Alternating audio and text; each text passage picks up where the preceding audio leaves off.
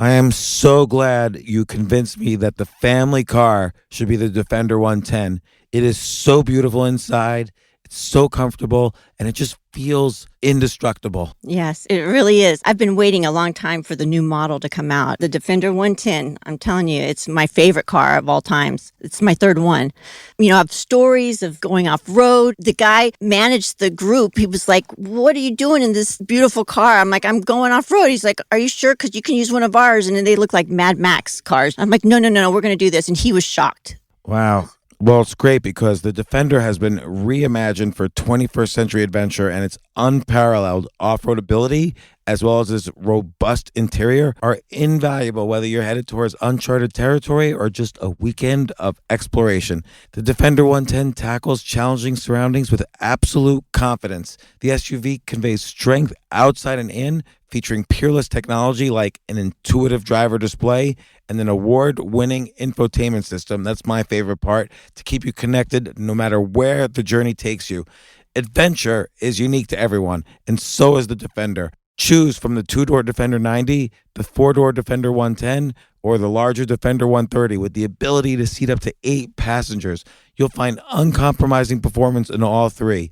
So pack up and go even further with the Defender 110. Learn more at LandRoverUSA.com/Defender. Capella University is rethinking higher education. With its game-changing FlexPath learning format, you can earn your degree on your schedule and fit your education seamlessly into your life. Imagine your future differently at capella.edu.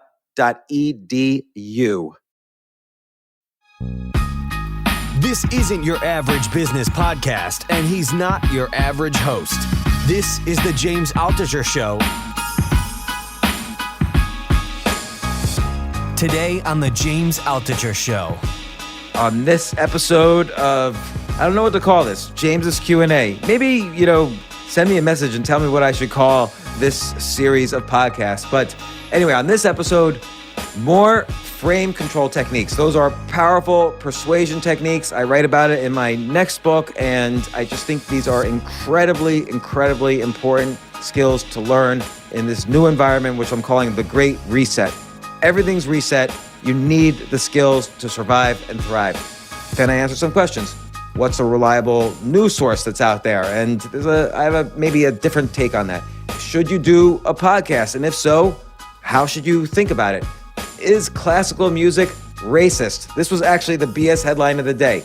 Please text me questions or topics you want to hear more about. I'm at 203-590-8607. That's 203-590-8607. Enjoy.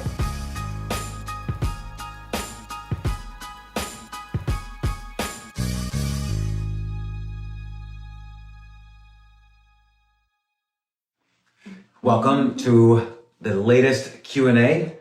Robin, how you doing? I'm good. So you went out this morning. The kids arrived yesterday. You went out and Took them out. 8 o'clock this paddle boarding, or what were they doing on the ocean? Paddle boarding. Yeah, did they have fun? Oh, yeah. So paddle boarding is that like big surfboard that you could stand on? Mm-hmm. And you have a paddle. How do you not fall? Well, usually they're pretty wide and they're large, so it's easy. It's not like you're on a narrow board. Like all right, I think I'd like to go in a year or two. And they were also in the newspaper. They took pictures of them out there, so now, before noon, they were in the newspaper. By the way... Oh, you did not listen. I'm not listening to you because I just got an email this second that it looks like I'm moving closer to, it looks like Humanity Forward, which is Andrew Yang's organization, wants to talk to me about having Andrew Yang on the podcast. Maybe we can get him on one of these Instagram Lives as well. Wow. So that's finally, hashtag Yang Gang going to work. Anyway, how's everybody doing in the Q&A? And I'll start answering questions. Jay should be on, so or text questions. You can text questions directly to me on my phone, 203-590-8607. Text me questions or topics. Happy to talk about any topics. Robin, people missed you yesterday. I think I they know, were tired of just people listen to me and look at you. And I think they were tired of looking at me. They listen to me too. They listen to you too. That was rude of me. So it's true. But I missed everybody. if you listen to the podcast yesterday, I talked a little bit, or the Q&A yesterday, I talked a little bit about persuasion techniques. And I talked about some techniques I'm mentioning in my upcoming book, but that's 8 months away, so might as well talk about them now. And I talked about this idea of frame control and two frame control techniques. And one important frame control technique is and actually I didn't mention this yesterday, but do not try to convince anyone of anything. So if I say to you something like, well, you're so bad at cooking, and if you say, no, I'm good at cooking, you liked my cooking, then you implicitly, by defending yourself and trying to convince me that you're good at cooking, my persuasion technique worked. Like you give me status implicitly by trying to convince me of something. Yeah, well, when you said it to me, I said no. Which is, by the way, even better. That actually gives you the frame when you say I know. Like you're telling me nothing I don't know. So that establishes. So it's sort of like there's actually another. So I'll talk about another frame control technique, which is called pick and choose.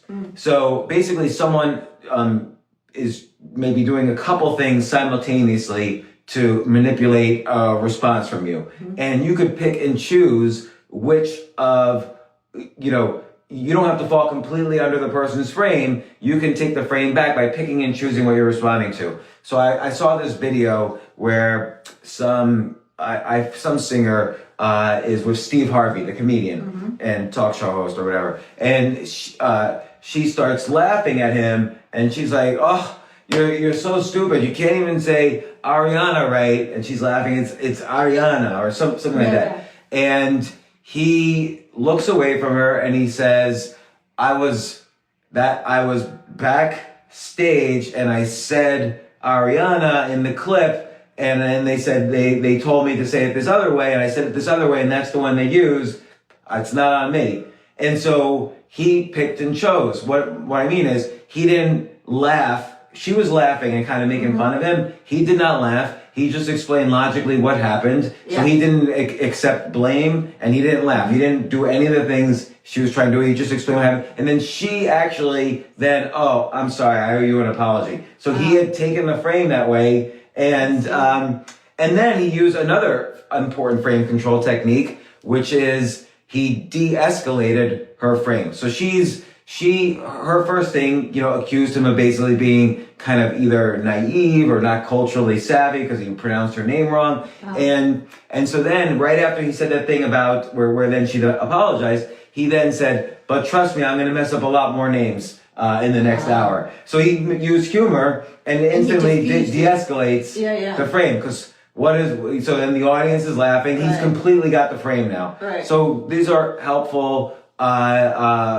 persuasion techniques, frame control techniques. How can you use this in practice? So let's say you're asking your boss for a raise and he's like, let's say, I'm just making this up. I have no idea. Let's say he reaches in his pocket. This happened to me once. I asked the boss for a raise and he reached in his pocket, found like a $5 bill. And he's like, here, how's that? And then you can say, oh my gosh, that was more than I was expecting. From you, I was expecting a $3 bill. Yeah. And so, $3, people have expression queer as a $3 bill. Oh, okay. So I'm using humor and, that de-escalates the frame and actually gives me the frame because I'm kind of, not quite insulting him because you can't say that's not an insult, but I'm sort of questioning his sexuality. Right. And if he responds like, I'm not, I'm not gay or I'm straight or whatever, then suddenly he's defending himself and you're further in control of the frame. And then you could joke even further by saying, actually, I was thinking of making whatever your salary is plus $1. So now you're using humor again, and you're anchoring. You're using anchor bias to anchor some number really high.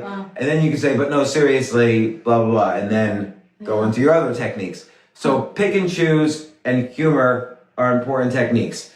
Another important technique, I'll give one other technique, is ignore. So if you were to come up to me and say, you know, and I would never do this, but you could say, why don't you ever clean your dishes? And I could say something like, oh, I read this really interesting article in the news today. You should take a look at it. And so I completely ignored what you just said. And now you have a choice. You could say, are you ignoring me? Or you could say, oh, what was the article? Now I've got the frame. So sort of like this, just in the beginning when I said the kids were on the news. Yeah. And then what did I say? I forget. you ignored me. I did? Yeah. Oh, yeah, because I actually got distracted. So I wasn't trying to see some. I know. By the way, most of the time, this is a very important thing. I'm teasing it anyway. This is a very important thing in persuasion, by the way, is that there's something called frame fatigue. Like if I'm constantly trying to persuade you, right. then you'll get like, all of a sudden you know, if you constantly let me take the frame, or in any case, in any situation, if one person is constantly taking the frame over another, the other is going to get frame fatigue, and eventually the person who's constantly being persuaded will get sick of it and will say, hey, they'll be I'm kind of sick of this. They'll be onto it too, so. Maybe they will be. Like, I remember one time I was in a relationship and I think I was constantly losing the frame throughout. I think I was insecure and I was constantly trying to please the other person. So if she said, you know, why did you do this? I would defend myself. Mm-hmm. Or if she would say, I can't, you know, whatever she was doing. Mm-hmm. I suddenly realized I couldn't even figure out what I needed anymore in the relationship. Yeah. Like if someone asked, like if I was always catering to her needs, I would start to forget, like, well, what do I need? And I remember one time I even said to her, and this is maybe just all very revealing, I said, I'm always, I was getting frame fatigue. And I said, I feel like I'm always catering to your every need. Mm-hmm. How you don't seem to think about my needs. Mm-hmm. And she said something which is also like a frame control thing. She said, well, I don't have any money. And so she tried to switch it to a more of a conversation that needs were met with money. And I honestly, because I was, a big red flag. Yeah, it was a big red flag, of course, which is why that didn't work out. But I had been so frame fatigued, I didn't even know that I had needs that had not things to do outside of money. So I was just totally obliterated in frame. And it was only when I got so frame fatigued that I finally had realized, my gosh, I have to end this. Like, why am I just completely clueless as to what I need out of this? Yeah. So that's a good sign. There's two good signs, I think, in relationships. And I'd like to hear yours as well, just so I don't ever lose you, honey. But I think there's two things. One is, if you feel like you don't know what your needs in a relationship are, I'm not saying break up, but I think you got to take a step back and really understand, maybe do a list of 10 ideas, like what are my needs in any relationship and are they being met in this one?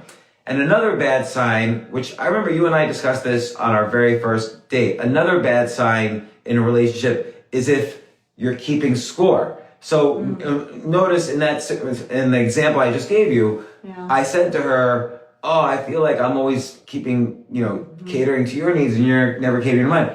But what I was really saying was also, I'm keeping score and somehow I'm losing.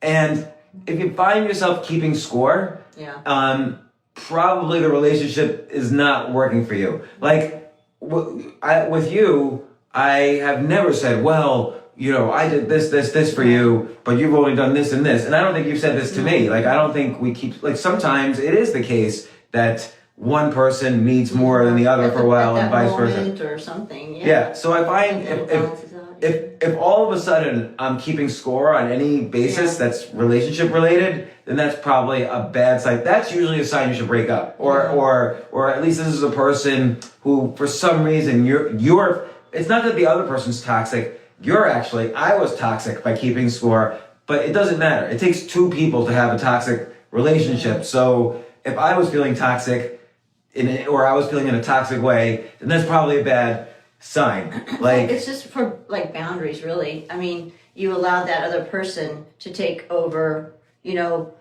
whatever they want. You just have to have boundaries, and you have to learn how to say, well, I can't do that right now, or can maybe somebody else help you? And that's fine. Sometimes I ask for help and you're busy. Wait, who else is helping you? No, but you know what I mean? It's like, and you don't always want to be, lost in that person, because you are an individual, I'm an individual, and these two individuals come together.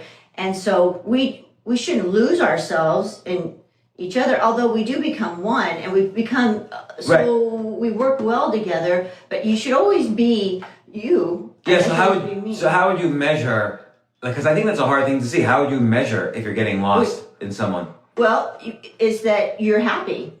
All right. Really, because you're happy. You wake up happy and you get to do things that you want to do. You're not afraid to say, oh, I want to go do this today or whatever. And you're not afraid of them saying, well, I don't want you to do that. Because I know you wouldn't do that. And I wouldn't do that to you. Right. Like I was always worried, because I had these prior examples of keeping score on both sides. I was always worried, like you've gone to pretty much every single comedy event. I think you've gone to every single comedy event I've done since we met. And I always was worried that, because then other nights we'd be tired because we would just stayed out late going to a comedy. So I was always worried there was an opportunity for you to keep score and say, I always go to your comedy events. You don't go to anything I want to do. So I was always a little nervous, like, is she keeping score on this? Am I doing enough to go to things she wants to go? But I don't think you ever really kept score on that. And also, you enjoy. I hope you enjoyed them. Yeah, but that's my choice. They're my choices to go with you. You're not making me go. So if I tell you how you make, I've been going to all these, shows with you, that's sort of in a way saying you're making me go. Yeah. And you're not. No, I never did. I always. That's right. Yeah, so it wasn't a big deal. that I've chosen to do, and there'll be maybe times in the future that I won't go at all. But the thing is that what? I think I'm doing the Hard Rock Casino here July 15th. That's so cool. Unless we super spread the virus. But I do want to say something about everyone said that codependency. So let's go on to the next question. No, sorry. Everyone puts down codependency. It's like, oh, you don't want to be codependent and blah, blah, blah. But to be honest, personally, in my opinion, I think being codependent with your spouse is a great thing. And I don't mean it in a way where he makes me, if he's not happy, I'm not happy. I mean, and it is kind of true. If you're sad, I feel sad. It's not like you're, I'm still an individual. You're still an individual. But when you get married and you become really close to somebody, you are dependent and you are co-dependent with each other. Well, what does codependent mean? Well, I mean, I think in the beginning it was a good term, but then they kind of twisted it and made it into something not so good. And I think it can be unhealthy. Anything good, if it's too much, could be bad, right? So, but I do feel like you see these old couples that have been together forever, and then one dies, and then the other one dies, 6 months later. I mean, there's nothing wrong with being that close to somebody.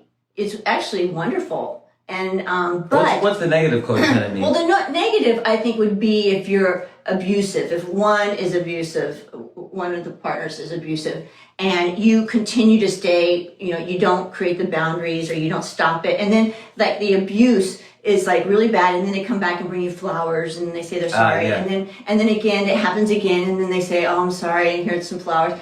Now that's abuse, and like some people can't leave. Because that's a bad codependency. I think that's something that it's like they are afraid to leave, and they become that other person, so they can't function as an individual. I think you and I function as individuals, but we come together and create a more dynamic, couple. It's true. That's I think my to be honest, I think I have a tendency that I could be codependent, but well, that's fortunately, okay. Like I said, being I mean, I really need you to do stuff. I mean, this is something that you do for me. I do things for you that you need, but it's it's a natural thing as a married couple. You know, you do count on each other, and it's not a bad thing. It's just when it turns out to be harmful. yeah, all right. Okay. And we'll see. I'm planning on being a crack addict at some point, so we'll see how you deal with it. I'll answer a question now.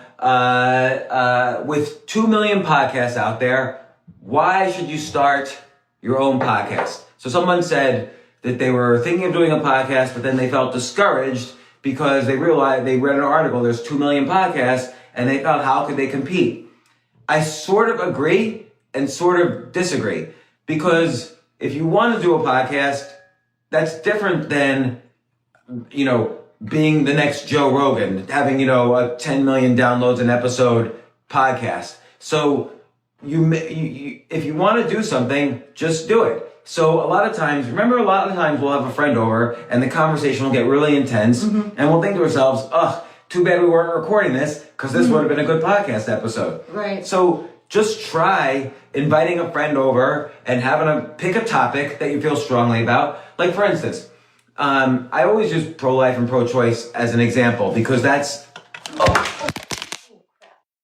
So not only did we knock over the IG Live, 911. but it accidentally called 911.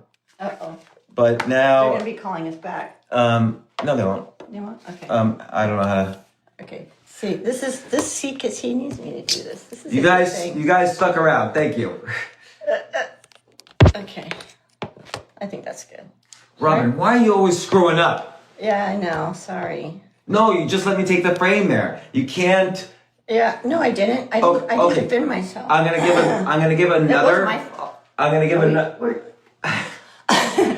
give another frame control technique. Okay. So I did that one as an example. Yeah. I was just incredibly rude to Robin. I said... And I ignored you. I said, no, you defended yourself. No, I said I'm sorry. You said I didn't do it. No, I didn't. So- I said I'm sorry. All right, well...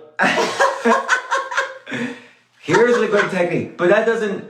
So the problem is not whether you did it or not. The problem is I was rude. So never use the word I when someone... This is a good persuasion technique. Never use the word I when someone else is rude. So if I'm rude to Robin, like, you know, why are you always screwing up? She said, I'm sorry, which is the opposite of... Because it was my fault. But what you could say is, why do you always get angry over small things? So you could have... Oh, that's not... Because like I was inappropriately rude and angry over something small. Yeah, but it was small, and so why would you do that? No, but you could say, I'm just saying, If I was a... Just a general technique. Yeah, that's right. If someone is rude to you, don't say I, just throw it back at them. Like, why are you angry? Why are you always, you overreacting on small things? So don't use the word I, just keep the context in with their pronoun instead of you inheriting the context, right? Because it's a rude context. If I said to you instead, hey, so that this doesn't happen again, here's what we should maybe do. That's a more polite response to this. But anyway, we flipped over the camera just to provide that example. It's hot in here. So with 2 million podcasts, don't worry so much about competition, because there are podcasts that started up in the past 6 months that are enormous, huge podcasts. So the key thing with anything is it's just like copywriting. Figure out figure out who are you, why now? So for instance, my podcast, the James Altucher Show, I have experience in many different fields. I've written a bunch of books. I started a bunch of different businesses. So I have a kind of range of experience, and I've also interviewed hundreds of people even before I started the podcast. So I have a range of skills and experiences.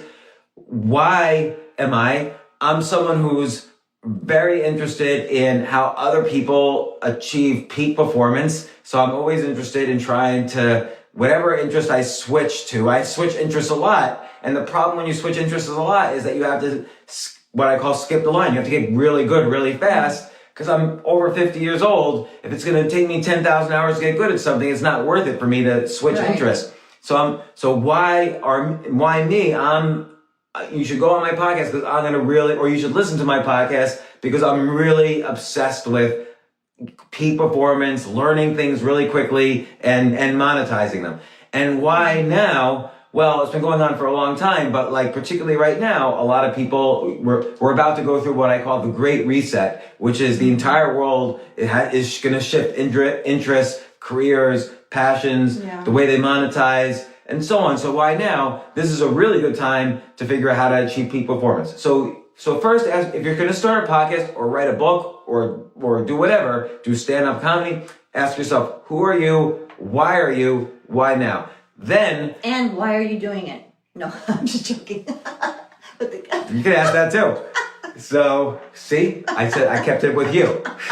I always ask them that. Why? This is so goddamn rude how you interrupted me.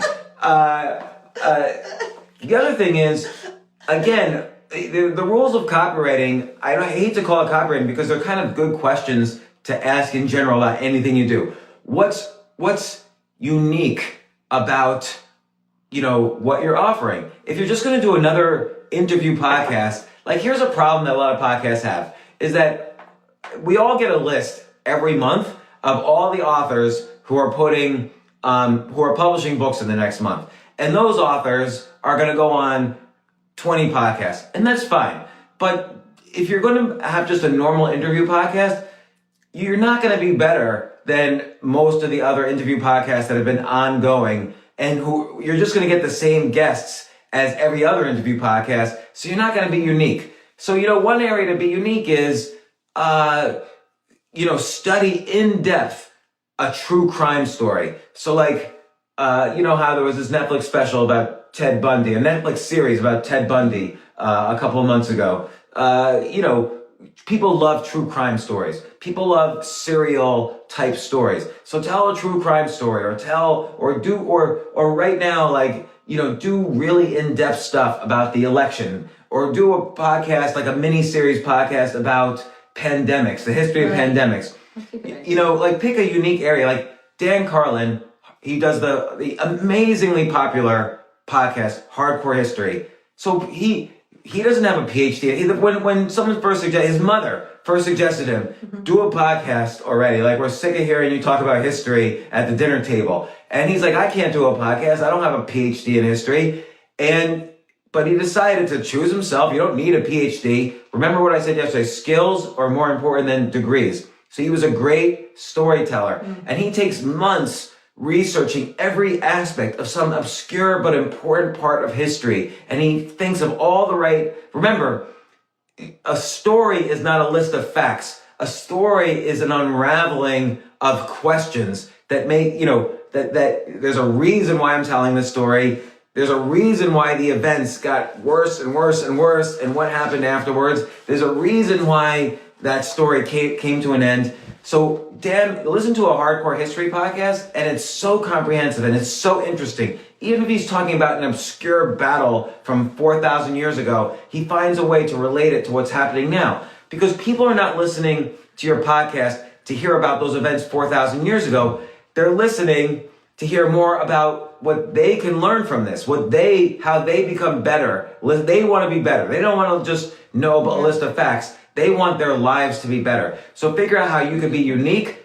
Anybody starting today can start a podcast that will instantly catapult them to the top. Do a podcast about conspiracy theories, like obscure, weird conspiracy theories. Do a podcast, so the Tinfoil Hat podcast is this great podcast about conspiracy theories. Or Tim Dillon's podcast, a great podcast about everything from Jeffrey Epstein to, Bill Clinton to the elections to this, to that. He's just insane. So I'll point out something about, I always get a unique perspective. So Tim Dillon, I highly encourage listening to his podcast. It's one of the few podcasts I listen to.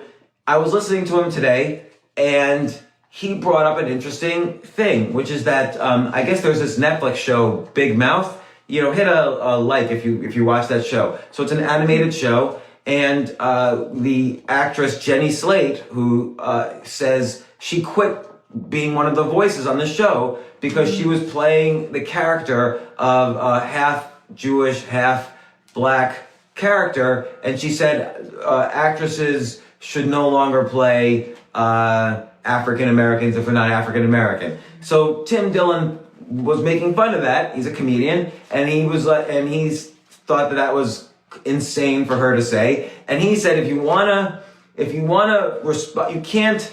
This is actually a good frame control technique again. He said specifically, you can't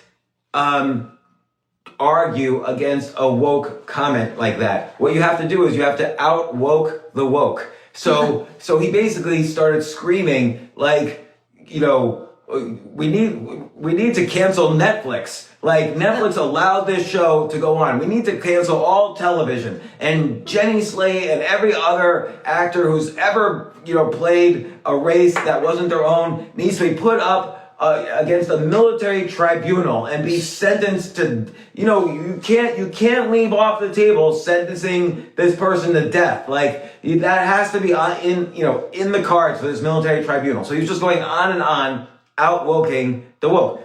Which brings me, by the way, to the BS headline of the day. Okay.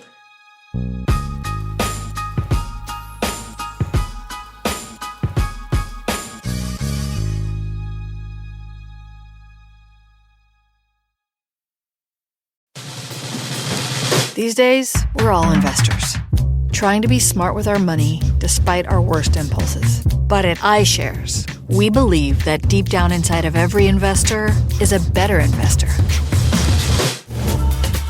One that's just waiting to be let out. Explore iShares ETFs and insights and let your best investor out. Visit iShares.com for more information. You know what I love about fantasy sports is that even though I'm not going to be a great basketball player or a baseball player or a football player or whatever, I feel like I get to participate and make decisions and use my knowledge of these different leagues or these different sports to compete. So it's like I can pick my team or I can pick my favorite players, and I could use my knowledge to make predictions and maybe even make money. So with the basketball season here, you can now pick combo projections across football and basketball from the Specials League on Prize Picks. This is a league created specifically for combo projections that include two or more players from different sports or leagues. Want to play alongside some of Prize Picks' favorite players like rapper Meek Mill and comedian Andrew Schultz, who's also been a guest on this podcast, and I've been a guest on his?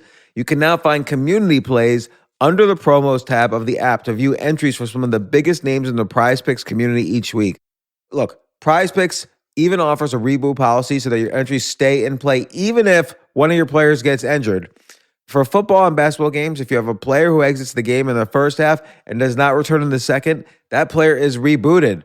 Prize Picks is the only daily fantasy sports platform with an injury insurance policy. What? So, I love playing it. I love anywhere where I can use analytical ability with my interests to demonstrate some skill and maybe make some money. And I like the game-like aspect. I do wish they had chess as a category on prizepicks.com, but I'll settle for what they've got. Maybe I should make my own fantasy chess league. But in any case, I love Prize Picks. Go to prizepicks.com/James. Use code James for a first deposit match up to $100. That's the easiest $100 you're ever going to make. So that's prizepicks.com/James and use code James. Daily fantasy sports made easy.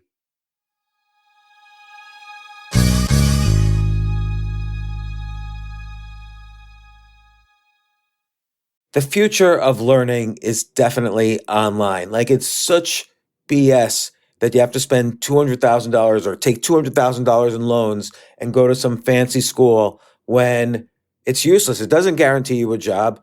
Most employers, including me, do not care about degrees or grades or anything like that. We want to care that you love what you're doing, that you know what you're doing, in some cases that you have experience or that you're willing to learn. But people in general love learning and are curious. Like, the key to success is curiosity. And I think masterclass.com is the perfect model for online learning. I'm really happy they're sponsoring this episode. If you're going to give a gift, give the gift of learning. Masterclass makes a meaningful gift this season for you and anyone on your list, because both of you can learn from the best to become your best, from leadership to effective communication to cooking. Let me tell you some of the classes I've taken. I've taken comedy from Steve Martin. I mean, can you believe I can take a class from Steve Martin on comedy, or Judd Apatow, my favorite comedy director? I could take an actual class from him on writing. Wolfgang Puck on cooking. Dan Brown on writing, or Judy Bloom, who's been on this podcast, on writing. By the way, Wolfgang Puck also has been on this podcast. It's such a pleasure. I try to take classes all the time from masterclass.com. And whether you're watching Masterclass on TV or listening in audio mode in the app or on their site, the quality speaks for itself. It's like these Masterclass instructors are your own personal mentors that are going to help you reach the next level. How much would it cost to take one-on-one classes on comedy from Steve Martin or on chess from Gary Kasparov? You just wouldn't be able to do it. But it would cost hundreds of thousands of dollars. With a Masterclass annual membership, it's $10 a month. Memberships start at $120 a year for unlimited access to one-on-one classes with all 180 plus Masterclass instructors. So it's not just $120 for one instructor. You get all 180 plus Masterclass instructors. Boost your confidence and find practical takeaways you can apply to your life and at work. And if you own a business or are a team leader, use Masterclass to empower and create future-ready employees and leaders. That's the real education in today's world. So this holiday season, you can give one annual membership and get one free at masterclass.com/JAS. JAS, of course, stands for the James Altucher Show. So right now you can get two memberships for the price of one at masterclass.com/JAS. Masterclass.com/JAS. Offer terms apply.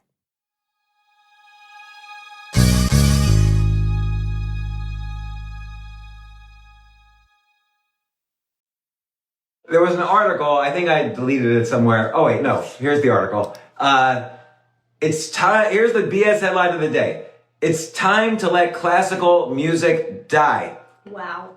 And the argument of this person, Nabal Maysad, is that classical music is completely racist and is created by, the white oppressors, which, classical music is mostly from Europe. So I guess you would say all the Europeans are white. That doesn't quite ring true, but that's just ridiculous. So, because first off, classical music there's nothing to do with being white. It's like, every part of the world has different styles of music. So if you're from India, there's not like octaves and chords like in classical music. There are these things called ragas that are the way sometimes you hear someone singing an Indian song, it like wavers and quivers around.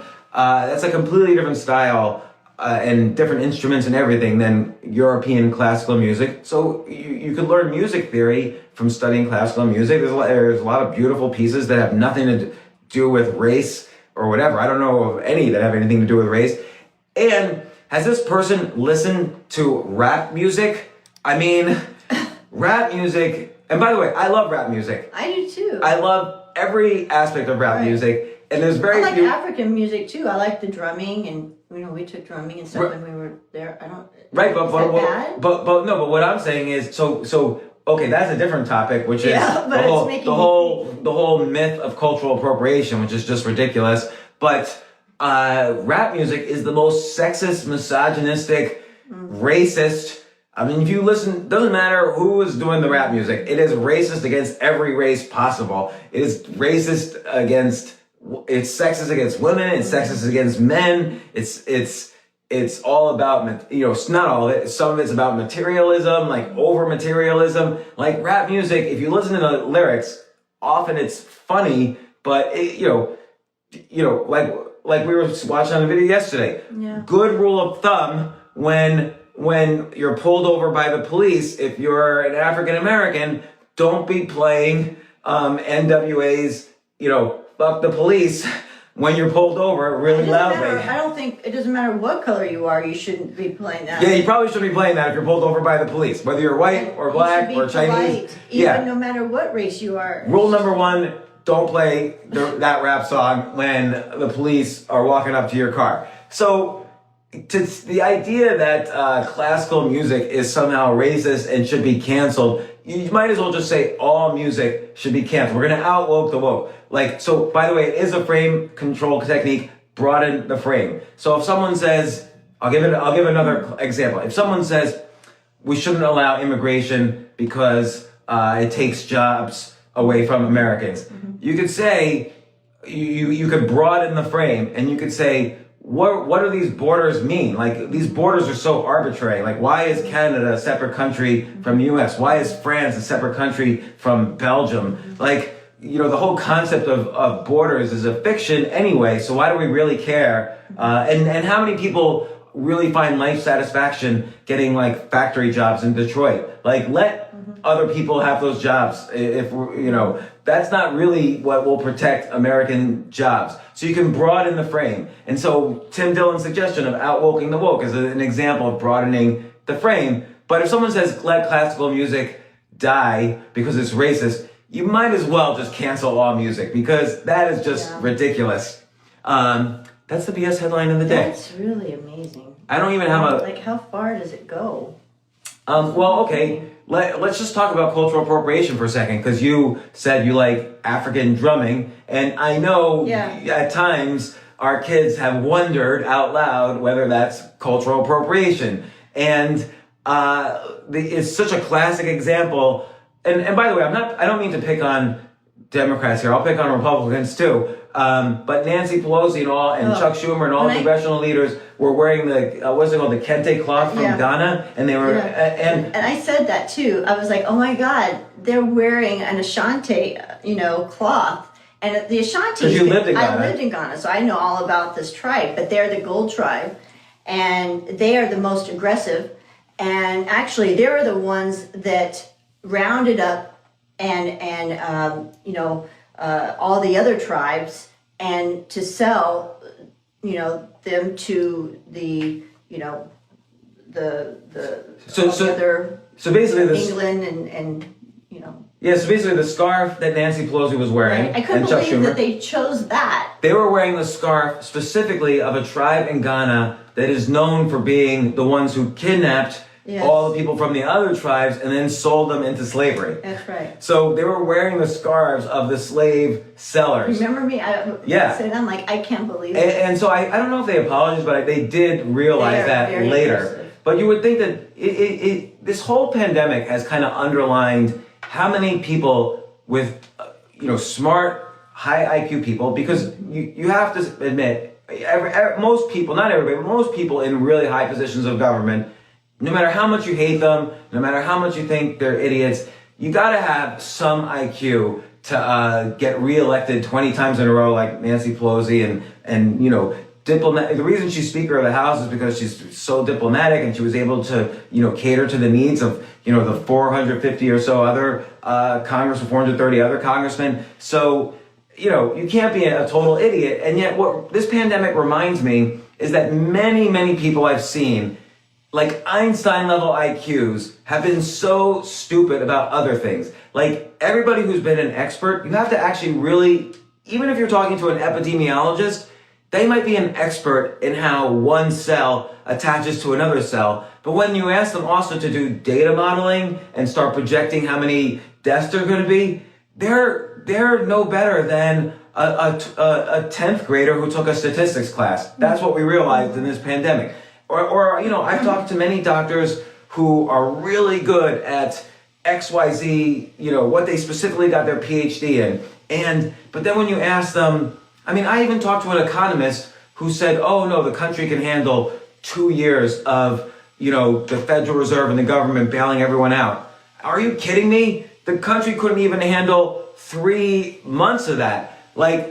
There's been so much chaos and unrest and 40 million layoffs and miles of food lines, and the bureaucracy couldn't figure out how to get people the money. finally, by the way, Trump, I think, said yesterday, which is what we've been talking about on this podcast for so long, is that finally he starts saying,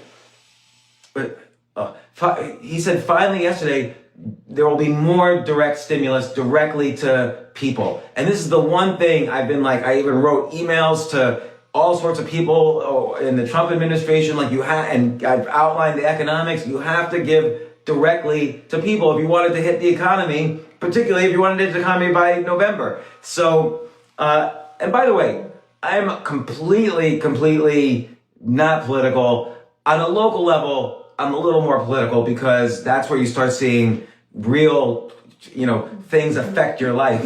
But the only thing, there's not very many things a president can do that's going to affect your life. If you really want change, focus on the local level, which is why we like Eric Adams, the Brooklyn Borough president. He's been on my podcast 2 or 3 times, and he's running for mayor next year. 22 years on the police force, African American guy, great vegan, which I don't approve of. I think he's overdoing it, but whatever. But yeah, cultural appropriation. I think it's only cultural appropriation if you have no clue what you're doing and you're using it to pander to people to get votes or to get people to like you somehow. I have a funny story. Like when we lived in Ghana, the Black Caucus came, and my friend... The Black U.S. Yeah, the U.S. Black Caucus came to Ghana and to go through a tour of all the, the slave castles and such. And one of my very good friends from the State Department, she was like their handlers. Whenever the president would come, she, took care of them. So she took them around to all these castles. Do you remember? So these were all Congress, right? It was the It was Jesse Jackson. It was, Al Sharpton. It was Jesse Jackson's son. It was, some other people, I don't know, 6 or 7. I don't really know how many. But she was telling me this story. She said she took them to the castle, and they were so excited. I guess this was the first time. This was in like 2006 or 7 or whatever. And she says that they were so excited to see these people, and they're like, "Hey, brother, how you doing?" And they started calling them Obroni, go back home, Obroni, And that Obroni means white man in Twi. They speak Twi. Well, they speak like 4,000 languages there, but so they did not accept them. Okay, but let me ask you a question. It's not necessarily... So they went home like 5 days early. They were supposed to be there a week, and they were so upset that they left. But why didn't the people in Ghana accept them? Not that they should say, "Hey, you're one of us," but why weren't they at least friendly? The conditions of these people there, is very bad. And they're just working there in these castles, just taking tours, and here these people from the U.S. come that are African American, and they're like, all millionaires. And they're like, "Hey, brother," and they're like, "No, you've got it made in the U.S. We don't. So you're like the white man." That's what he said. That's what they said. And Beth Ann, she told me everything, and it was crazy. Well, and they were very, very upset. That reminds me, like if a Jewish person goes to Israel, though, Israel is very excited. But I guess though Israel has only existed as a nation, it's not like a whole continent. It's not like the Israelis have been there for 1 billion years. Yeah. So it's a little different, I guess. Yes. Oh yeah. And I mean, because the conditions of the people, the Ghanaians, it's so terrible, And But and by the way, but that reminds me, because it always, people are always saying, "Oh, this type of person should live here, this type of person should live there." And I was just reading about something, we talked about this the other day, called the Great U.S. Sort. How the U.S. has been sorting itself over the past 10, 20 years. Like liberals have moved to one state, conservatives have moved to another state. The U.S. has been doing this massive sort. So people with similar beliefs move to the same areas. And that wasn't always like that. And, and sometimes they make those...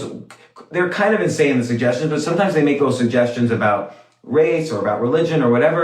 But what do you think of this idea? And I've had this discussion on some other podcasts, but what about the idea of going, basically taking over Montana and going to Hong Kong and saying, "Hey, everybody in Hong Kong right now, you get a free visa and automatic citizenship if you move to, I don't know, St. Helena, Montana." Like, don't you think that would be like the most amazing Like they that don't need city it, will though. become the most amazing city in the world. Well, it would, but I mean, the whole thing about Hong Kong is just it's Hong Kong, and that's like the center of the world. Yeah. But Hong Kong's getting canceled by China, basically. Yeah, I understand. I don't know. Like if I was going to make any bet at all, I would bet completely against the Hong Kong currency. I think they have the Hong Kong dollar, right? They have a different currency. Yeah. That's going to zero. That's just crazy. So what if you just went to everybody in Hong Kong, and you could limit it? You could say everybody in Hong Kong, I don't know, with a college degree, even though I don't think highly of college degrees. You could have some artificial, sorting, and you could say anyone is allowed to bring their family. We'll pay for the flights. Could all settle down in St. Helens or Helena, whatever, Montana, and knock yourself out.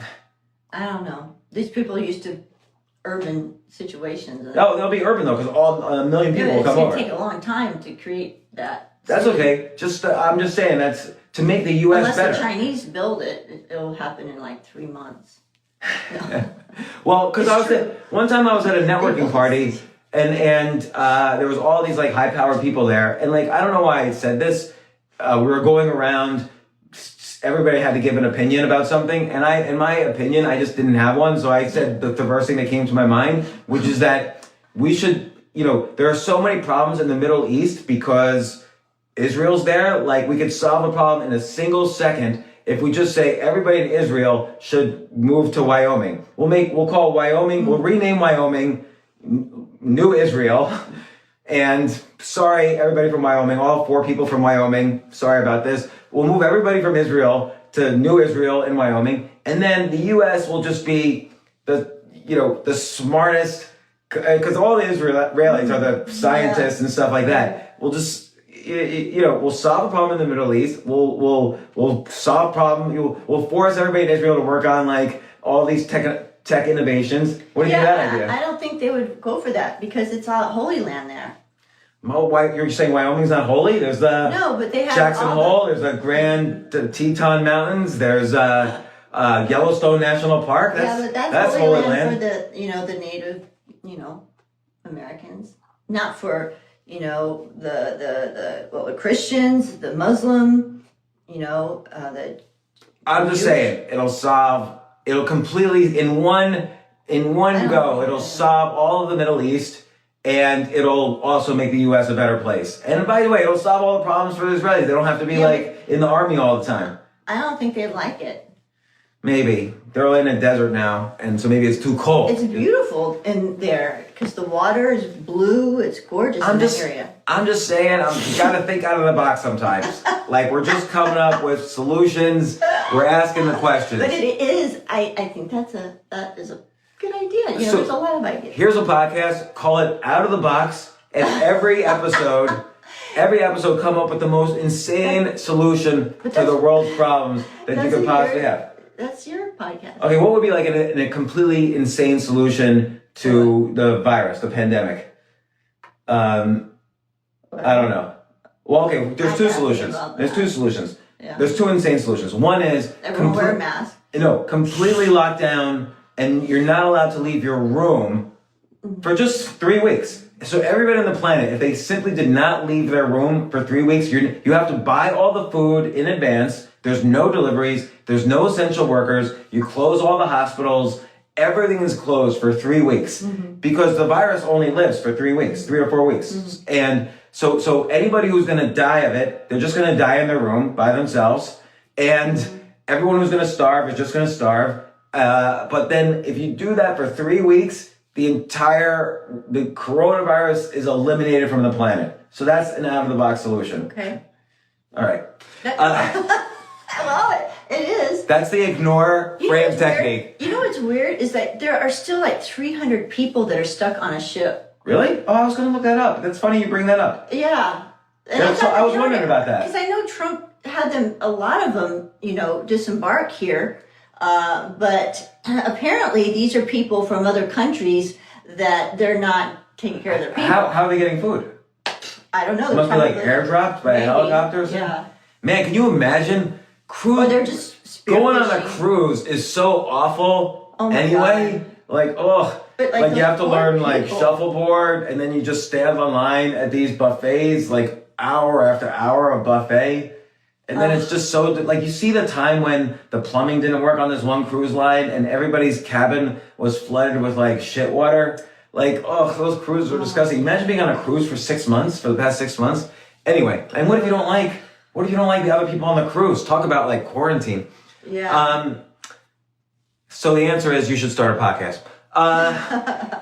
Okay. So now I want to talk about, I have another question. What is a trustable news source right now? Because right now, if you read, let's say, I always make fun of CNN, but someone says to me, why don't you talk about, if you read Fox News, that's biased. If you read MSNBC, that's biased. The New York Times is biased. They admit now they're biased, by the way, because it used to be the business model was come up with the best new journalism, but they're not really journalists anymore. They're just entertainers. They're just repeating the opinions of, they're kind of summarizing the opinions of their class, and then they're so this person's saying, I always have to double check the facts. Well, here's the answer: there is no reliable news source. It's just not. Yeah, because everyone has an agenda. But I think the better ones to look at are the ones that are outside of the U.S. because it's not part of the propaganda. Although they are a little bit, but I think they're less likely. When they're outside of the U.S. Because it's hard to say though, because in the U.S. it's very, I don't know, it's just so because the Guardian in England and the Daily Mail, they're biased. Yeah, but that's almost like the U.S. They're either Democrat or Republican. Like I said, I always go to Al Jazeera, or I go as far away as I can, to see what their news. So you read the newspapers? But I don't read newspapers. But the BBC, like even CNN overseas, is different than the CNN here, which is interesting. All right. All right, but I would say I like BBC too. I would say so until this pandemic started, from 2010 to March 2020, I did not read the news ever. I would never go to a news website. Just Twitter. I used to pick up, like 2005, I used to pick up every single day. I would read the New York Post, the New York Times, the Wall Street Journal, and the Financial Times. And the Financial Times and the Wall Street Journal, I even wrote columns for. And I would read those every day, cover to cover. It is so stupid and useless. Like, you don't learn anything new. Yeah. By the time something's on the front page of the Wall Street Journal, it's old news. And now, of course, you just get opinions. But from 2010 to March 2020, I refused to read any news site, anything. And people would say to me, how do you get your news? Mm-hmm. And the answer is, if something's in the news, it's not like I'm going to not hear about it. Like, let's say the U.S. is being attacked by China with nuclear bombs.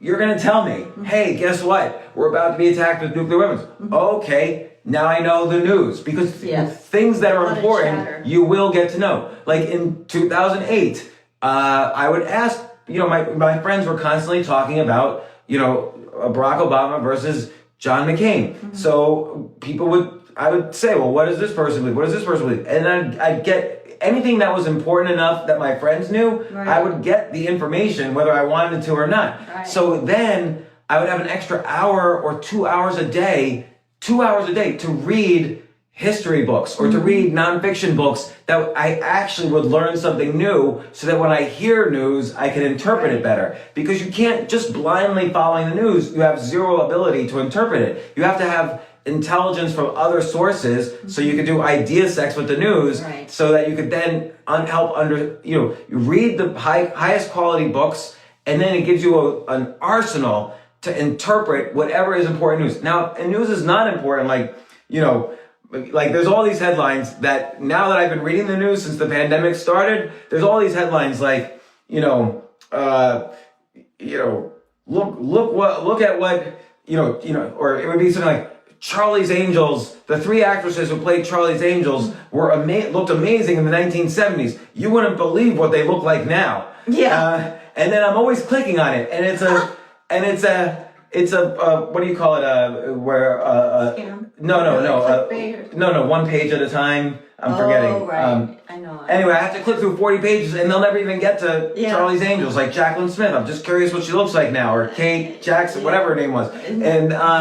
Or they'll have, but anyway, I always get into these clickbait articles too for at least 15 minutes now. So the news is bad. Read great books that have withstood the test of time. Like read, I don't know, I could list a whole bunch of books, or you read like novels too. I read novels for other purposes, but I'll read nonfiction books to understand how to interpret the news now, because history doesn't repeat, but it rhymes is the famous quote. So I want to learn the rhyming that, so consequently, when they talk about bailouts, I'm able to say, well, this is what they did in 1930. This is what they did in 1965. This is what they did in 1974. This is what they did in 2009. I'm able to have a historical context to interpret the news. And that's so much better than just reading something without knowing anything and then making an opinion about it based on what this reporter who doesn't know it. And by the way, because I wrote for all these papers and I've been on every news show on television,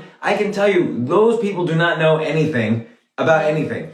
It's interesting. If you go back and you watch Walter Cronkite or any of those old from the 70s, I mean, that was just pure news. No opinions, no nothing. He just told you what was going on. I don't understand why we can't just get that. Because they don't get more pages. Ratings. Well, I'll tell you. Is that what it is? I don't because understand. look at Twitter. If you look at my most popular tweets on Twitter, it's always because I don't even know when I'm being polarizing, but somehow or other I'll make tweets that'll either polarize the left or polarize the right, and suddenly I'll get like thousands of retweets and thousands of new followers. So there's a benefit to being polarized one way or the other. But I'm centrist, or I'm a non-carist, so it kind of limits the popularity on Twitter. If I really wanted to be like super popular on Twitter, for instance, I would take a huge stance, like a Ben Shapiro size stance or an alt-left size stance, and I would probably double my Twitter's followers overnight. But I don't want to do that because I think that is so silly to be so opinionated and polarized. Right. I have an idea. You said, what can we do about the virus? I think that maybe instead of just being in our rooms for 3 weeks, I think maybe if we all just not watch any news for 3 weeks. That's probably a good idea. Or 6 weeks and let them all go under. I think that's a good idea because, like, for instance, you read the news. Citizen journalists. Yeah, like every day now, we're in Florida. Every day now you read, like, in the news, Florida cases at all-time high. Who cares? Like, now, I say that, I'm not being insensitive to the virus. I have a cousin, I mentioned this yesterday, I have a cousin, lives a few miles away from here, like about 30 or 40 miles away from here, who is on a ventilator right now because of coronavirus. And yesterday, the ventilator was giving him 80% of his oxygen. Last night, they had to give him plasma. I forgot to mention this to you. They had to give him plasma, and he's still on the ventilator. So we'll see what happens. So I'm not being insensitive to the virus. But when you see a headline that says, cases at an all-time high, you have to ask, what's the demographics? Are the cases among 15-year-olds? Is the cases among 30-year-olds? Is it asymptomatic? What is the number of new hospitalizations? Are we still flattening the curve, which is our healthcare facilities, overly occupied? Like, we go out and socially distance and we wear masks. Like, I'm not trying to, like, when you read, you make a good point that when you read the news, it makes me angry. It makes me afraid too. Yeah. And it makes me anxious, and all those things are bad for the immune system. Right. And so you're more likely to get the virus. Like, anxiety is significantly bad for the immune system. So it's not a bad out of the box solution. I approve. Another one is simply just everybody just spitting on each other, and then whoever's going to die is going to die in 4 weeks, and then the rest of the world has herd immunity, and boom, 3 out of the box solutions on coronavirus. But it's terrible though that how a lot of people live in fear. I don't want to live in fear. And I don't want my kids to live in fear. Yeah. And so just like, I'm not letting this virus stop us from doing anything. I mean, we decided, okay, we're going to come here. We came here. We're wearing our masks. We're distancing. So it's like we're living our life. No, that's right. I think that's great. And that's what I love about you is that you're so independent. For me, I'm different a little bit, which is that this lockdown is actually my ideal lifestyle. I no longer have to, when I meet people, because I meet people now on Zoom, I no longer have to look people in the eye, which is something I never really liked doing before, because you can't look at the camera, you're looking at the person, so you're not looking at them in the eye. I no longer have to shake hands with anybody. I hate that because I hug people and I just can't. Ugh. And like then you like when I meet let's say we meet a couple for dinner. Like single people date single people, couples date couples. But when you meet a couple for dinner, I gotta shake the hand of the guy, and sometimes it's the bro hug. And then with the woman, do you shake hands? Do you do the one kiss? Do you do the two kisses? Maybe I think some cultures have 3 kisses. Like how many kisses do I have to do with this person? I'm making out with somebody. Like I don't want to have to like figure out what to do. Depends on what country. Some. Yeah, I don't want to figure it out. Anyway. This is a long answer to what is a trusted news source? Nothing. Read a book. That's it. What do you think about? So here's a question. What do you think about video essays as a form of education? I love that. Yeah, I think it's great. So you look at there's first off, there's plenty of online learning sites like Coursera where most of the courses are taught via video. So before the book Sapiens by Yuval Harari came out, I took his course on Coursera. There was no reading material, and it was just him. It was weird. It was him, and he has this super heavy Israeli accent. It's like almost I could barely understand him. And he was just sitting on a white chair with a white background. Like it was the weirdest thing. And he's just talking for like an hour and a half, and there was like 18 classes. But I loved it. Like so yeah. And then there's a company called Howcast. They're on. You can search for Howcast on YouTube.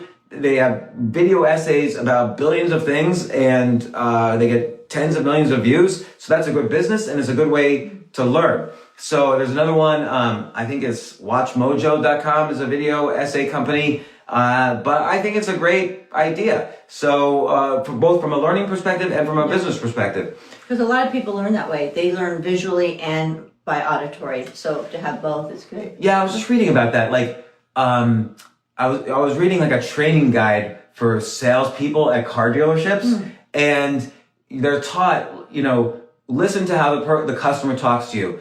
If the customer says, I see that you have a bunch of cars on discount here, that means they're visual. So start showing them visually what's in the cars. If they say, I hear what you're saying, but I think this, that means they learn from a more audio. So then you could kind of say, I don't know, maybe you could, check out the car radio. It's great. Like, I don't know. So that's why if you offer the visual and the auditory at the same time, you're getting both audiences. Yeah. So I wanted to come up with a few. We only have 1 minute and 47 seconds left. Goodness. Here's what I'm going to talk about tomorrow. Or Monday. I'm not sure. We might have to see tomorrow. But tomorrow, I'm going to share my idea list of the day. I came up with an idea list. Whatever idea list I come up with that day, I'm going to share how I do an idea list. I'm going to talk more about persuasion. I'm going to talk about 4 different business models that only were created because of the coronavirus. And I think these are all going to be huge multi-million-dollar businesses if you start them right now. So that's the next Q&A podcast. Enjoy, ask us questions, or suggest topics, by the way, at 203-590-8607. Also, we would love if you have feedback. I know there's probably feedback here, and we'll check that out. But I would love if you text me some feedback, 203-590-8607, just so we know if we should continue doing these, or what topics you would like, or what topics are your favorite. Talk to you soon. Bye. Goodbye. That was good. Yeah.